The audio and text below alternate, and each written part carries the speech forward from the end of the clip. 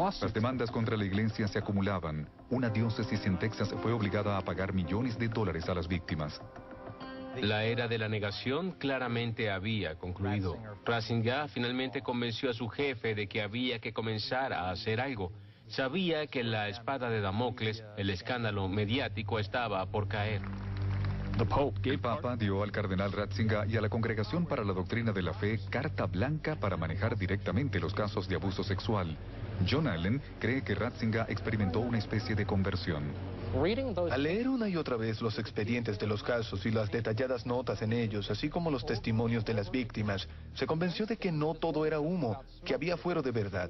Y desde 2001 en adelante, la Congregación para la Doctrina de la Fe se convirtió en la punta de lanza en el Vaticano para una respuesta más enérgica a la crisis. Aún así, Ratzinger parecía a la defensiva en público. En 2002, dijo que los reporteros en los medios estadounidenses habían exagerado la crisis. Uno llega a la conclusión de que es intencional, manipulado, que existe un deseo de desacreditar a la iglesia. Quedan asuntos pendientes que atormentan a las víctimas de los sacerdotes pederastas. ¿Y los obispos? Los obispos que encubrieron el abuso de los sacerdotes y los trasladaban de una parroquia a otra. Hemos clamado y clamado que se haga algo con los obispos que han encubierto los casos. Mintieron y gastaron cientos de millones de dólares de los feligreses para frenar los casos en tribunales. Aún no han hecho nada acerca de estos obispos. Obispos como el cardenal Bernard Law de Boston, quien encubrió los crímenes de sacerdotes que abusaron de decenas de niños. A la larga, fue obligado a renunciar, solo para terminar como cardenal en Roma. Tiene un gran título, muchas comodidades y poder y autoridad verdadera en el Vaticano, a pesar de ser uno de los más notorios obispos de la era del escándalo. Gibson cree que el Papa nunca amonestará públicamente a los obispos. No quiere abrir esa caja de Pandora porque no quiere causar dificultades para sus compañeros obispos. Los obispos de la iglesia son sus colegas. Ese es su círculo. Y quedan más asuntos pendientes. Aún ahora es difícil de creer que los sacerdotes acusados de abuso se escondan a plena luz en la iglesia. En este pueblo del sur de la India vive un sacerdote buscado por un fiscal estadounidense. Liz Neislos de CNN lo entrevistó. Joseph Heya Paul ha sido acusado de abusar de 2 niñas cuando era sacerdote en Minnesota. Huyó del país terminando en la diócesis de Uttarakhand. El obispo jefe de Heya Paul en Estados Unidos lo denunció varias veces a la antigua oficina del Papa, la Congregación para la Doctrina de la Fe, incluso mencionando la solicitud de extradición. Pero hasta el día de hoy, 6 años después de la primera acusación, el padre Heya Paul sigue oficiando y vive en una casa parroquial en la India. Sostiene que es inocente. Es mentira, es totalmente falso. Y afirma que las víctimas buscan dinero. Creo que quizá existe el motivo de obtener dinero de la diócesis. Heya Paul puede continuar trabajando como sacerdote hasta que sea extraditado, lo que autoridades estadounidenses dicen puede tardar años. Ellos van de un país al otro y no hay una base de datos universal que haga... Este obispo tiene expediente, tiene problemas. Heya Paul es uno de varios sacerdotes acusados que siguen bajo protección de la iglesia. ¿Recuerdan a Peter Hullermann, el sacerdote alemán que el cardenal Ratzinger supervisaba en Múnich?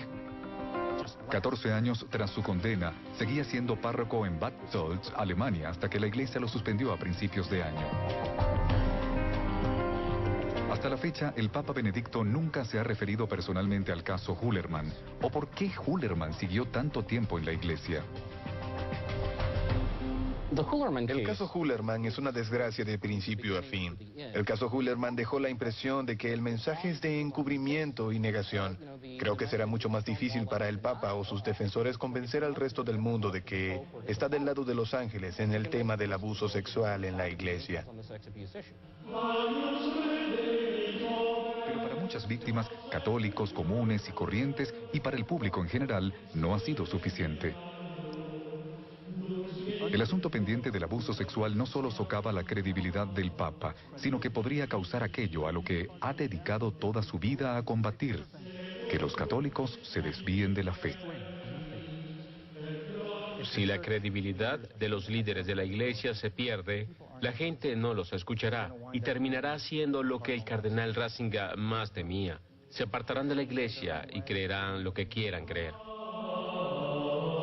Al final, ese puede ser el peor escenario de todos, la pesadilla de Joseph Ratzinger, y hasta cierto punto, dado su historial, podría ser una realidad.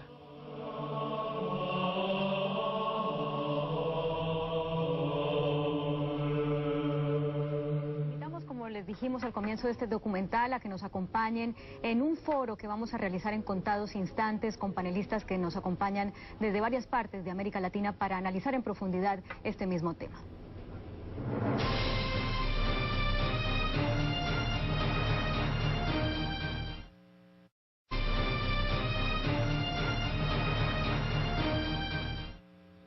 Bienvenidos de nuevo, les saluda Claudia Palacios. Como les habíamos anunciado, vamos a tener una hora de discusión sobre el documental que acabamos de ver y las preguntas que deja planteada.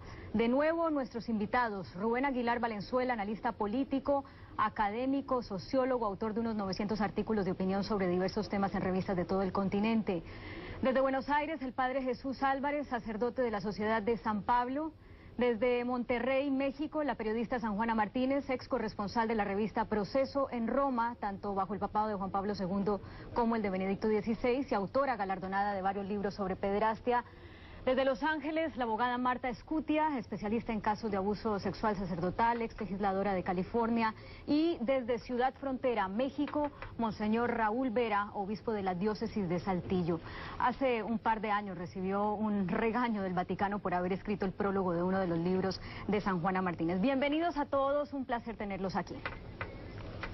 Gracias. Buenas noches. Bueno, para empezar esta conversación quiero hacer una breve reseña de las normativas diseñadas por la Iglesia Católica en el último siglo, casi el último siglo, para manejar los abusos sexuales por parte de sacerdotes. Vamos a verlo gráficamente.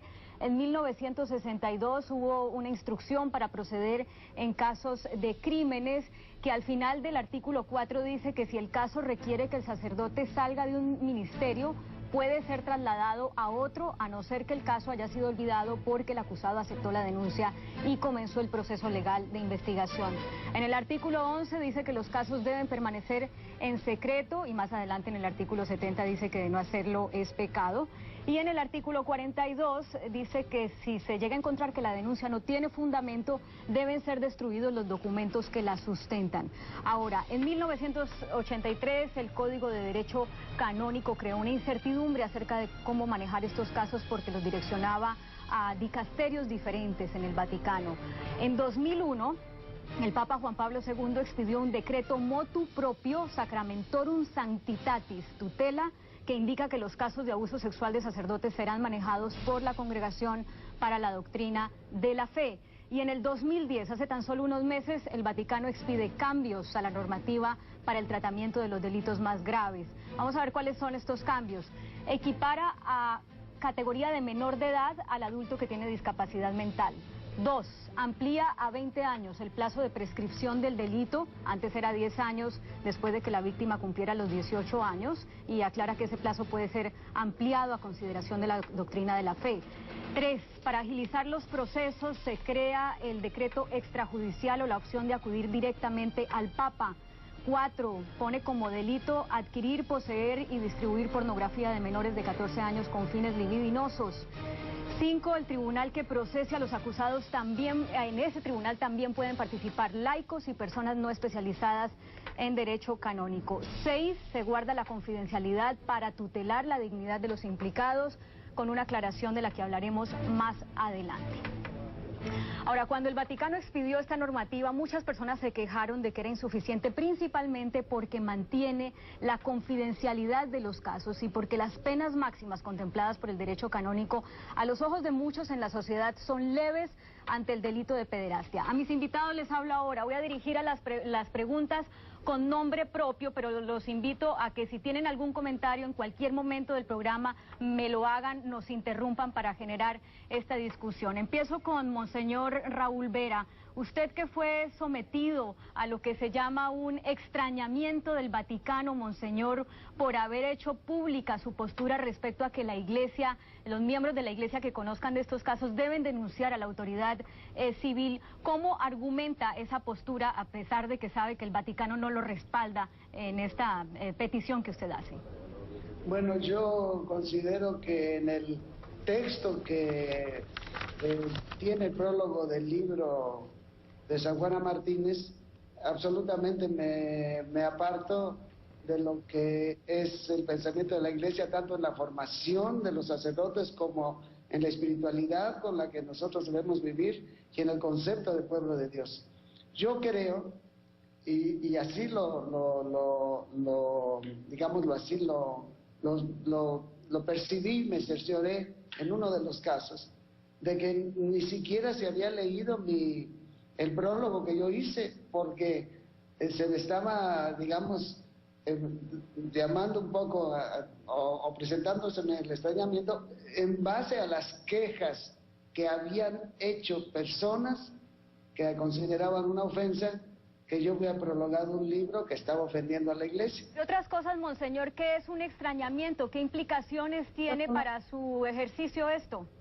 No, nada más es una observación que no está dada ni por escrito, no tiene ningún valor jurídico, simplemente, vamos a decir, se me hace un comentario que lleva un dejo de llamada de atención, así es como se percibe, digámoslo así, esto que ni siquiera tiene un título, ni tiene un documento, ni tiene